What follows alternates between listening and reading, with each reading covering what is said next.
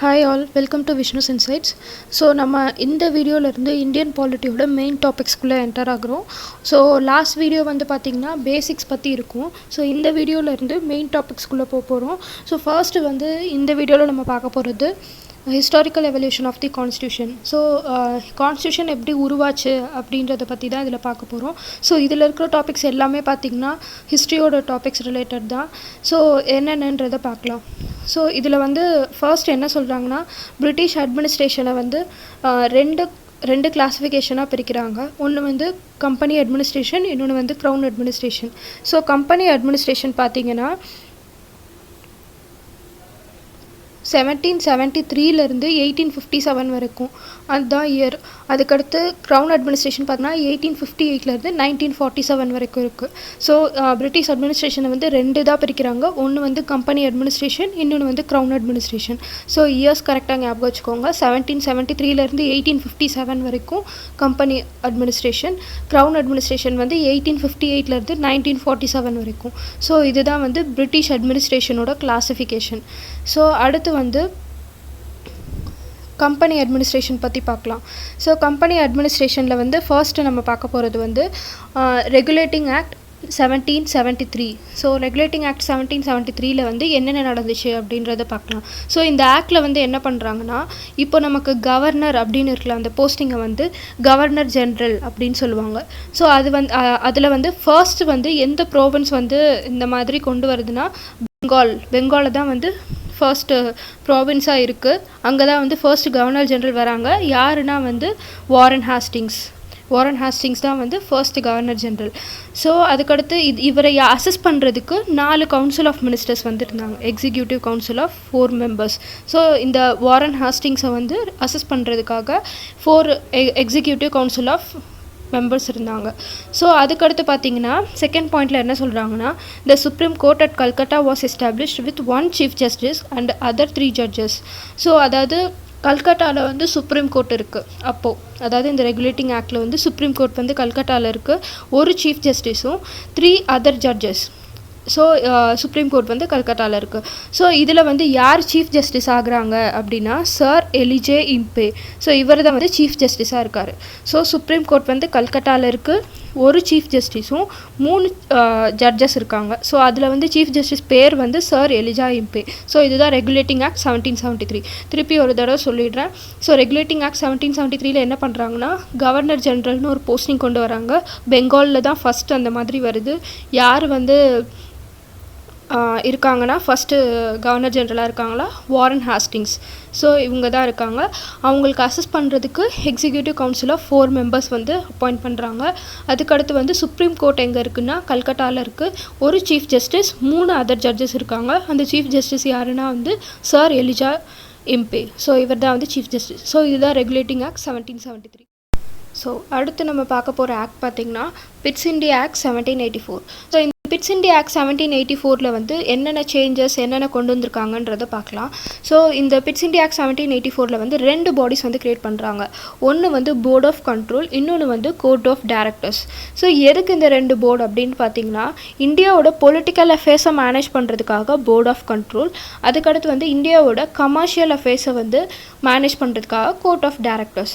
So அதுக்கடுத்து என்ன பண்ணாங்கன்னா, இதில் வந்து கம்பெனி பொசிஷன்ஸ் அப்படின்னு சொல்லிட்டு இருக்கிறத வந்து பிரிட்டிஷ் பொசிஷன்ஸ்னு சொல்ல ஆரம்பித்தாங்க.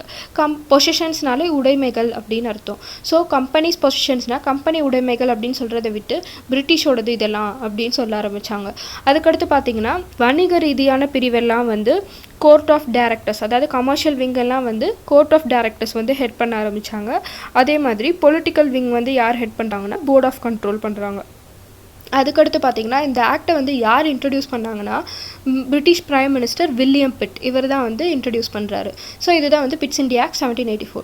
திருப்பி ஒரு தடவை சொல்கிறேன் பார்த்துக்கோங்க. ஸோ பிட்ஸ் இந்தியா ஆக்ட் 1784 வந்து 2 போர்டு கொண்டு வராங்க. ஒன்று போர்ட் ஆஃப் கண்ட்ரோல், இன்னொன்று வந்து court of directors. So board of control வந்து எதுக்குன்னா பொலிட்டிக்கல் அஃபேர்ஸை வந்து மேனேஜ் பண்ணுறதுக்காக உருவாக்குனது. ஸோ இவங்க தான் வந்து அதாவது பொலிட்டிக்கல் விங் எல்லாத்தையுமே இவங்க தான் வந்து ஹெட் பண்ணுறாங்க. அதுக்கடுத்து பார்த்திங்கன்னா கோர்ட் ஆஃப் டைரக்டர்ஸ் வந்து எதுக்குன்னா கமர்ஷியல் விங்கை கமர்ஷியல் விங்கை ஹெட் பண்ணுறதுக்காக உருவாக்கப்பட்டது. ஸோ இது வந்து எதுக்குன்னா கமர்ஷியல் அஃபேர்ஸை வந்து மேனேஜ் பண்ணுறதுக்காக தான் இதை வந்து ரெடி பண்ணியிருக்காங்க. ஸோ இந்த ஆக்ட்லேருந்து என்ன பண்ணாங்கன்னா கம்பெனிஸ் பொசிஷனை வந்து பிரிட்டிஷ் பொசிஷன் சொல்ல ஆரம்பித்தாங்க. இந்த ஆக்ட் வந்து யார் இன்ட்ரடியூஸ் பண்ணாங்கன்னா British prime minister William Pitt அவர் தான் வந்து இன்ட்ரடியூஸ் பண்ணுறாரு.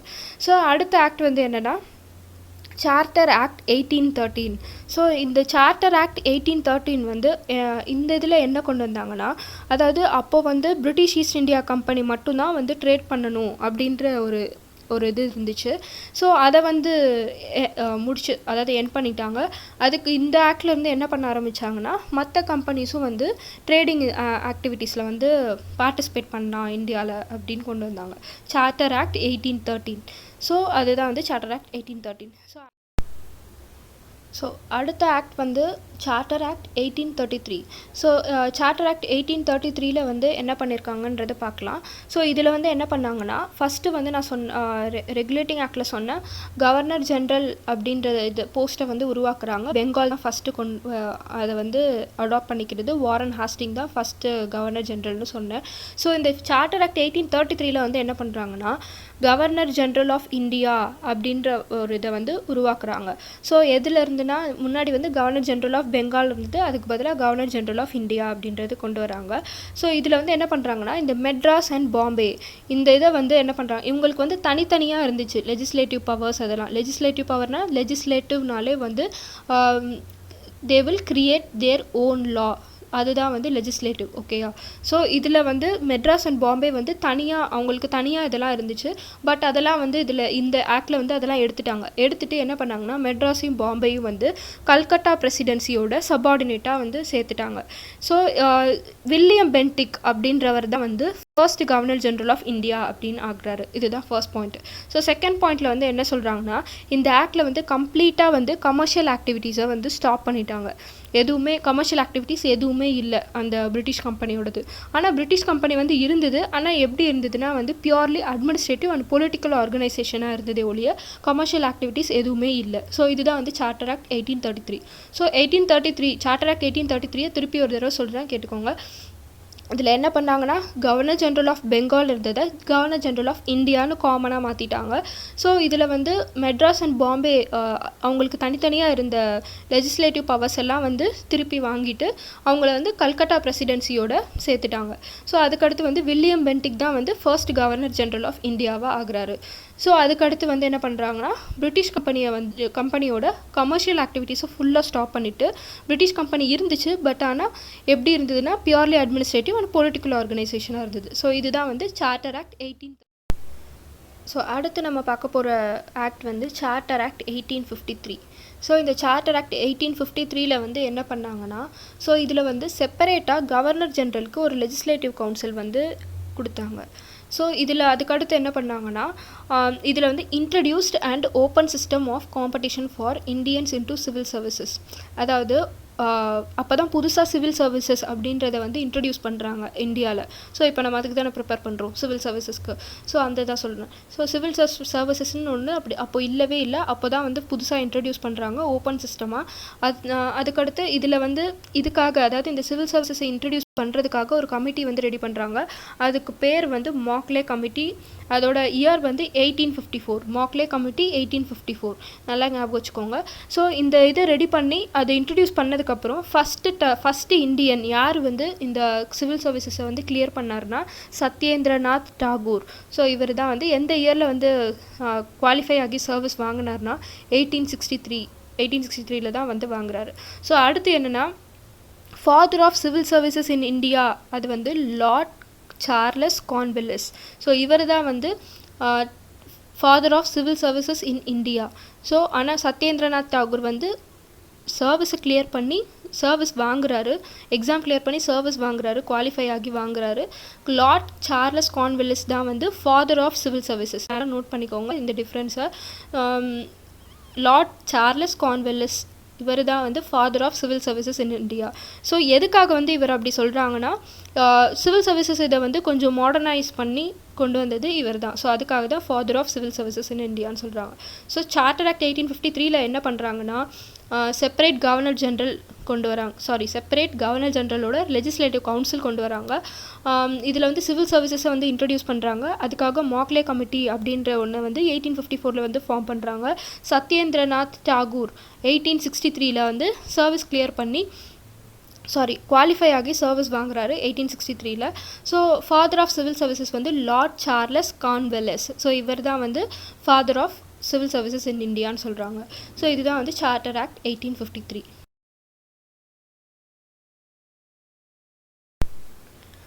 ஸோ இந்த சார்ட்டர் ஆக்ட் 1853யோட பிரிட்டிஷ் அட்மினிஸ்ட்ரேஷனோட ஃபர்ஸ்ட் பார்ட் வந்து முடியுது. அதாவது ஃபர்ஸ்ட் சப்டிவிஷன் வந்து என்ன சொன்னேன், கம்பெனிஸ் அட்மினிஸ்ட்ரேஷன் சொன்னேன்னா, ஸோ அது வந்து இந்த இதோட முடியுது. இதில் என்னென்ன பார்த்துருக்கோம்னா, சப்டாபிக்ஸ் என்னென்ன பார்த்துருக்கோம்னா, ரெகுலேட்டிங் ஆக்ட், அதுக்கடுத்து வந்து பிட்ஸ் இந்தியா ஆக்ட், அதுக்கப்புறம் வந்து சார்ட்டர் ஆக்டே வந்து 3 இயருக்கு பார்த்தோம். ஒன்று வந்து 1813, இன்னொன்று வந்து 1833, இன்னொன்று வந்து சார்ட்டர் ஆக்ட் 1853. ஸோ இது வரைக்கும் பார்த்துருக்கோம். ஸோ இதோட வந்து கம்பெனி அட்மினிஸ்ட்ரேஷன் முடியுது.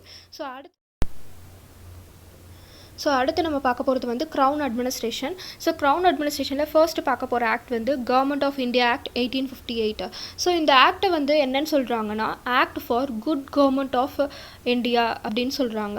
ஸோ இந்த இதில் வந்து என்ன பண்ணாங்கன்னா, இந்த ஆக்டில் பிரிட்டிஷ் ஈஸ்ட் இந்தியா கம்பெனியை வந்து அபலிஷ் பண்ணுறாங்க. அதுக்கடுத்து வந்து முகல் அட்மினிஸ்ட்ரேஷனையும் வந்து அபாலிஷ் பண்ணுறாங்க.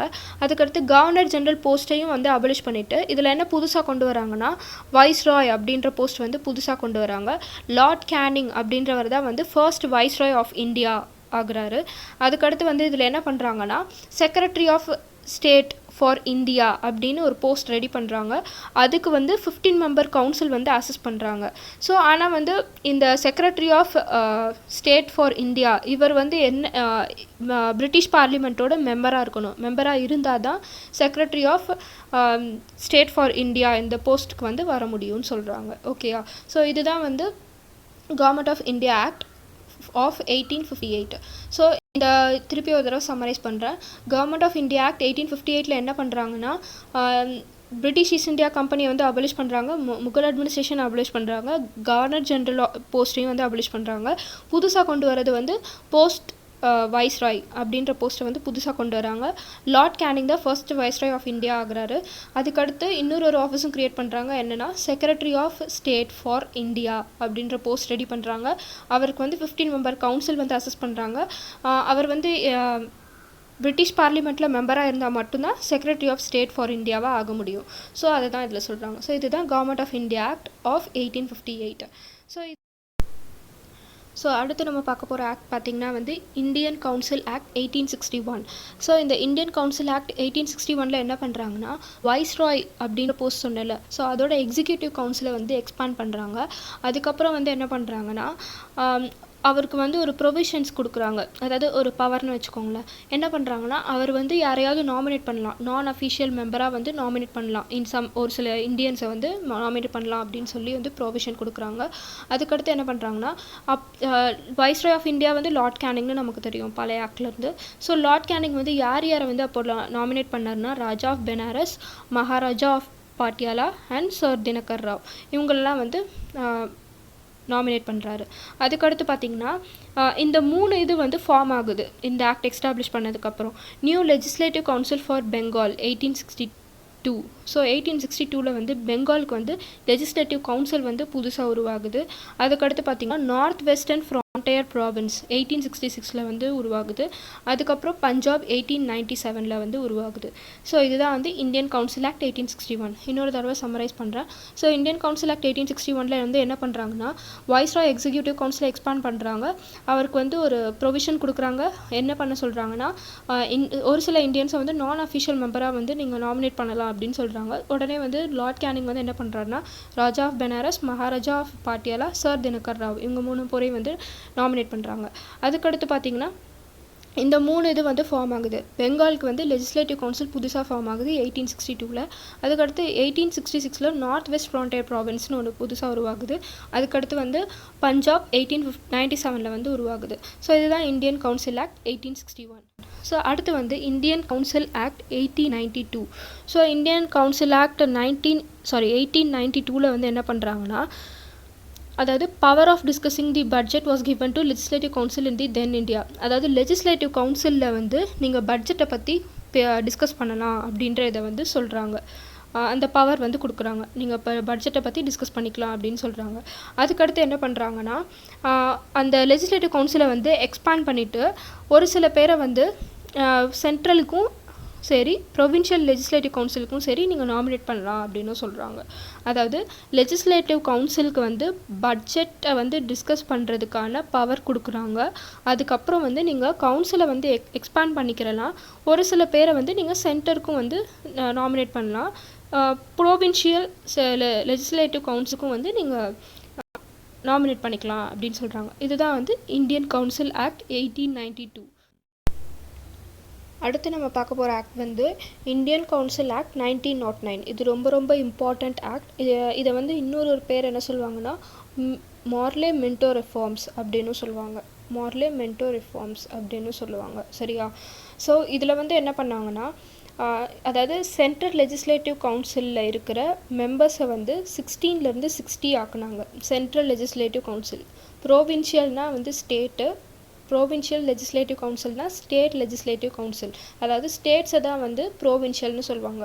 ஸோ அப்போ வந்து ப்ரோவின்ஷியல் லெஜிஸ்லேட்டிவ் கவுன்சிலும் இருந்தது, சென்ட்ரல் லெஜிஸ்லேட்டிவ் கவுன்சிலும் இருந்தது. ஸோ இதில் வந்து number of members in the central legislative council was increased from 16 to 60.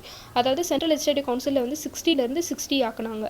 So Satyendranath Prasad Sinha அவர் தான் வந்து என்ன ஆகுறாருன்னா first Indian to be nominated as a law member to the Viceroy's Executive Council. Viceroy Executive Councilல வந்து ஃபர்ஸ்ட் லா மெம்பராக ஆனது வந்து சத்யேந்திர பிரசாத் சின்ஹா இவர் தான் ஆகுறாரு.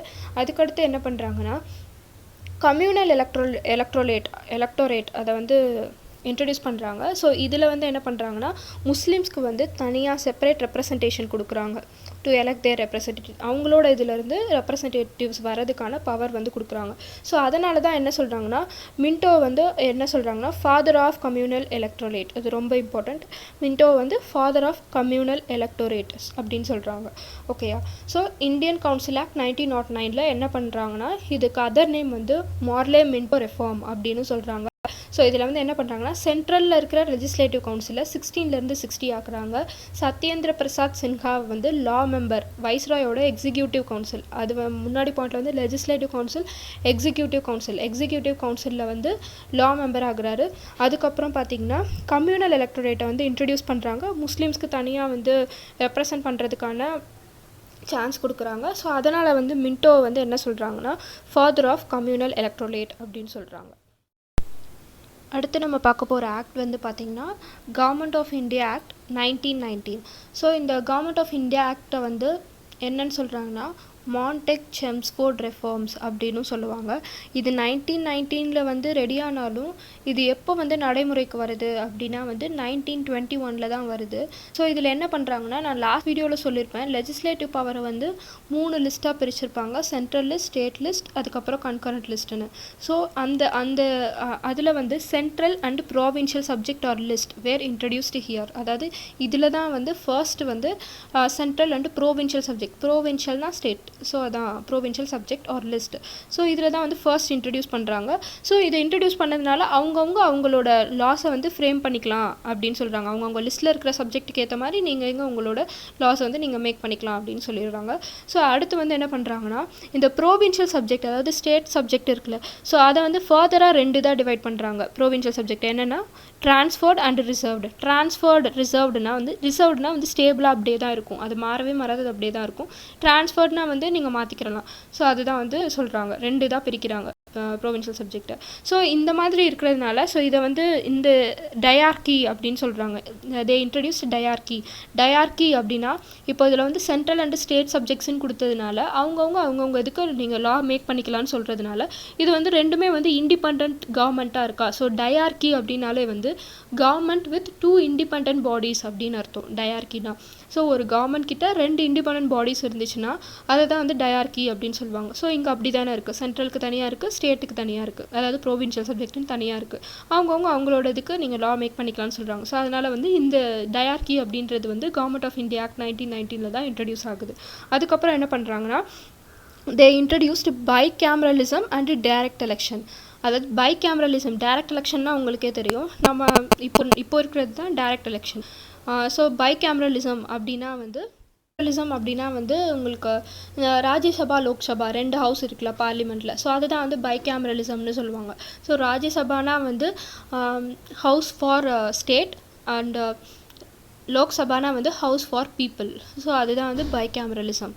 ஸோ அதுவும் வந்து இந்த இதில் தான் இன்ட்ரடியூஸ் ஆகுது. So government of India act 1919. So இது அடுத்து நம்ம பார்க்க போகிற ஆக்ட் வந்து பார்த்திங்கன்னா government of India act 1935. So government of India act 1935 என்ன பண்ணாங்கன்னா ஆல் இண்டியா ஃபெடரேஷன் அப்படின்றத கொண்டு வந்தாங்க. ஸோ ப்ரோவின்சஸ் அண்ட் பிரின்ஸ்லி ஸ்டேட்ஸை வந்து சப் யூனிட்ஸாக வச்சு கொண்டு வந்தாங்க. ஸோ இதில் வந்து ஆனால் இந்த ஃபெடரேஷன் வந்து நடைமுறைக்கு வரலை. ஏன்னா வந்து பிரின்ஸ்லி ஸ்டேட்ஸ் நான் ஜாயின் பண்ண மாட்டோம் அப்படின்னு சொல்லிட்டாங்க. பிரின்ஸ்லி ஸ்டேட்ஸ் அப்படின்னா என்ன அர்த்தம்னா மன்னர்கள் ஆள்ற இதை தான் வந்து பிரின்ஸ்லி ஸ்டேட்ஸ்னு சொல்லுவாங்க. அவங்க வந்து நான் இதில் ஜாயின் பண்ண மாட்டோம் அப்படின்னு சொன்னதுனால இது வந்து நடைமுறைக்கு வரலை. ஸோ செகண்ட் பாயிண்டில் என்ன சொல்கிறாங்கன்னா அபலிஷ் டயார்கி இன் தி ப்ரோவின்சஸ். அதாவது ப்ரோவின்சஸில் வந்து டயார்கியை வந்து அபலிஷ் பண்ணிடுறாங்க, அதாவது எடுத்துடுறாங்க. டயார்கினா வந்து ஆல்ரெடி சொன்ன ஒரு கவர்மெண்ட்டுக்கு 2 இண்டிபெண்ட் அத்தாரிட்டி இருந்துச்சுன்னா அதுதான் வந்து டயார்கின்னு சொன்னேன். ஸோ அதை வந்து ப்ரோவின்சஸ் அதாவது ஸ்டேட்ஸில் வந்து எடுத்துட்டாங்க. ஸோ எடுத்துகிட்டு ப்ரோவின்ஷியல் ஆட்டோனமி அப்படின்றத வந்து இன்ட்ரடியூஸ் பண்ணாங்க. ஆட்டோனமி அப்படின்னா செல்ஃபாக வந்து ரன் பண்ணுறதுக்கு பேர், செல்ஃப் கவர்மெண்ட்டாக இருக்கிறது தான் வந்து ப்ரோவின்ஷியல் ஆட்டோனமி அப்படின்னு அர்த்தம். ஸோ அதை வந்து இன்ட்ரடியூஸ் பண்ணாங்க. ஆனால் வந்து சென்டரில் வந்து டயார்கி இன்ட்ரடியூஸ் பண்ணி பார்த்தாங்க, பட் அதுவும் வந்து நடைமுறைக்கு வரலை. அதுக்கப்புறம் என்ன பண்ணுறாங்கன்னா இந்த பை கேமரலிசம்மை வந்து ப்ரோவின்சஸில் இன்ட்ரடியூஸ் பண்ணுறாங்க. அதுக்கப்புறம் வந்து என்ன பண்ணுறாங்கன்னா இந்த டிப்ரெஸ்டு கிளாஸஸும் வந்து அவங்களுக்கு வந்து செப்பரேட்டாக எலக்ட்ரேட்ஸ் கொண்டு வராங்க. அதாவது டிப்ரெஸ்டு கிளாஸ்னு தலிட்ஸை தான் வந்து பிரிட்டிஷ் காலத்தில் வந்து டிப்ரெஸ்ட் கிளாஸ்ன்னு சொல்கிறாங்க. ஸோ அவங்களுக்கு வந்து தனியாக வந்து எலக்ட்ரேட்ஸ் கொண்டு வராங்க. அதுக்கடுத்து என்ன பண்ணுறாங்கன்னா ஆர்பிஐ வந்து ஃபஸ்ட்டு எஸ்டாப்ளிஷ் பண்ணுறாங்க. அதுக்கப்புறம் வந்து ஃபெடரல் கோர்ட், சென்டருக்காக ஒரு ஃபெடரல் கோர்ட் வந்து எஸ்டாப்ளிஷ் பண்ணுறாங்க. ஸோ இதுதான் கவர்மெண்ட் ஆஃப் இந்தியா ஆக்ட் 1935. திருப்பி ஒரு தடவை சம்மரைஸ் பண்ணுறேன். ஆல் இண்டியா ஃபெடரேஷன் வந்து இன்ட்ரடியூஸ் பண்ணுறாங்க. ப்ரோவின்சஸ் அண்ட் பிரின்ஸ்லி ஸ்டேட்ஸை வந்து சப் யூனிட்ஸை வச்சு இன்ட்ரடியூஸ் பண்ணுறாங்க. பட் பிரின்ஸ்லி ஸ்டேட்ஸ் வந்து அதுக்குள்ளே வராதனால ஸோ இது வந்து நடைமுறைக்கு வரலை.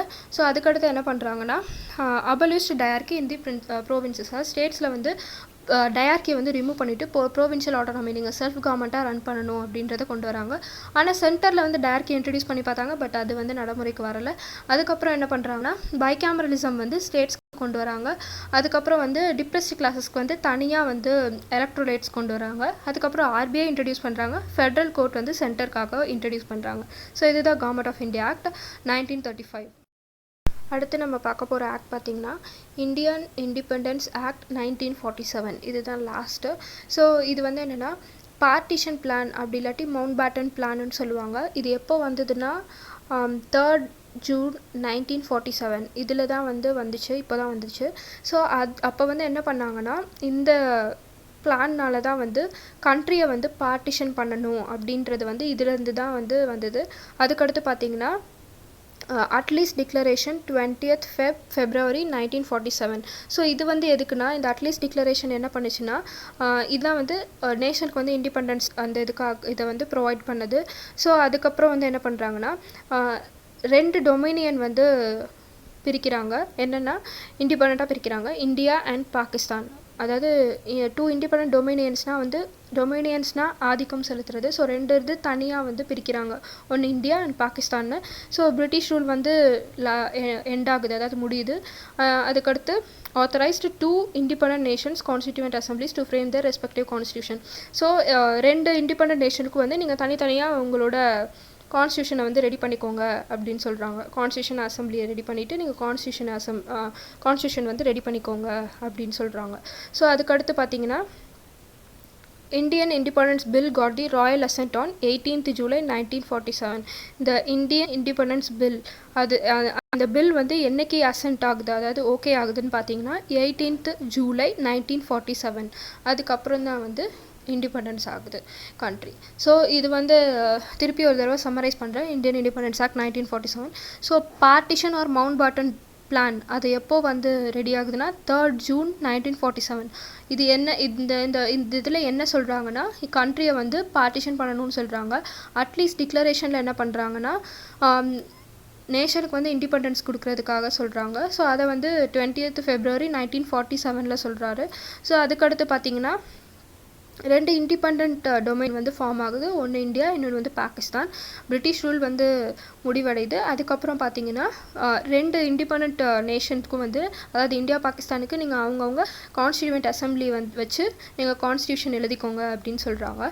இந்தியன் இண்டிபெண்டன்ஸ் பில் வந்து என்னைக்கு சைன் ஆகுதுன்னா 18th July 1947. ஸோ அதோட வந்து இந்தியா இண்டிபெண்ட் ஆகுது. ஸோ க்ரௌன் அட்மினிஸ்ட்ரேஷனில் வந்து என்னென்ன பார்த்தோன்னா, government of India act 1858, Indian council act 1861, Indian council act 1892, 1909. அதுக்கடுத்து கவர்மெண்ட் ஆஃப் இந்தியா ஆக்டில் வந்து 1919, 1935 பார்த்தோம். அதுக்கடுத்து இந்தியன் இண்டிபெண்டன்ஸ் ஆக்ட் 1947 பார்த்தோம். ஸோ இதோட வந்து என்ன ஆகுதுன்னா க்ரௌன் அட்மினிஸ்ட்ரேஷன் முடியுது. ஸோ இந்த topic historical evolution of constitution வந்து ஓவர் ஆகுது. ஸோ இதில் பார்த்தது எல்லாமே வந்து யூபிஎஸ்சியில் ஸ்டேட்மெண்ட் வைஸ் கொஷின்ஸாக வரும். நான் ஸ்டேட்மெண்ட் வைஸ் கொஷின்ஸ்க்கு தனியாக வீடியோ போடுறேன். டிஎன்பிஎஸ்சியில் எப்படி கேட்பாங்கன்னா, மின்டே மாடலே ரெஃபார்ம்ஸோட டேட்டு, இயர், அதுக்கப்புறம் மவுண்ட் பேட்டன் பிளானில் என்ன கொண்டு வந்தாங்க, அந்த மாதிரி கேட்குறதுக்கு சான்ஸ் இருக்குது. பட் இதில் இருக்கிற எல்லா ஆக்ட்டுமே ரொம்ப ரொம்ப ரொம்ப இம்பார்ட்டண்ட். அதுலேயும் இந்த மின்டோ மாடலே ரெஃபார்ம்ஸ், செம்ஸ்ஃபோர்ட் ரெஃபார்ம்ஸ் இதெல்லாம் வந்து ரொம்ப ரொம்ப இம்பார்ட்டண்ட். ஸோ இதெல்லாம் நல்லா படிச்சுக்கோங்க. ஸோ இனி அடுத்து வர வீடியோவில் நம்ம என்ன பார்க்க போகிறோன்னா வந்து கான்ஸ்டியூஷனோட ப்ரீஆம்பிள்லேருந்து ஸ்டார்ட் பண்ணலாம். ரொம்ப இம்பார்ட்டண்ட். ஸோ இனிமேல் வந்து பார்க்க போகிறது வந்து கான்ஸ்டியூஷனில் இருக்கிற பார்ட்ஸ், ஆர்டிகல்ஸ் என்னென்ன, எதுக்குள்ள ஆர்டிக்கல், ரொம்ப இம்பார்ட்டண்ட் ஆர்டிக்கல் என்னென்ன எல்லாமே நான் சொல்கிறேன். ஒரு டாப்பிக்குன்னு எடுத்தால் அந்த டாப்பிக்கு ரிலேட்டடான ஆர்டிகல்ஸையும் நான் அப்பப்போ சொல்கிறேன். நீங்கள் அதோட வந்து நோட் பண்ணி வச்சுக்கோங்க. ஆனால் அதே ஆர்டிக்கல் வந்து ரிப்பீட்டும் ஆகும். ஸோ ரிப்பீட் ஆனால் என்ன, நல்லா ரெஜிஸ்டர் ஆகும் மைண்டில். ஸோ அதனால் ஒன்றும் ப்ராப்ளம் இல்லை, திருப்பி திருப்பி படிக்கிற மாதிரி தான் இருக்கும். ஸோ நான் அது எல்லாத்தையுமே சொல்கிறேன். ஒரு டாப்பிக்கும் வரும்போது நான் சொல்லிகிட்டே வரேன். நீங்கள் அதையும் நோட் பண்ணி வச்சுட்டே வாங்க. சரியா? ஓகே. ஸோ அடுத்த வீடியோவில் பார்க்கலாம்.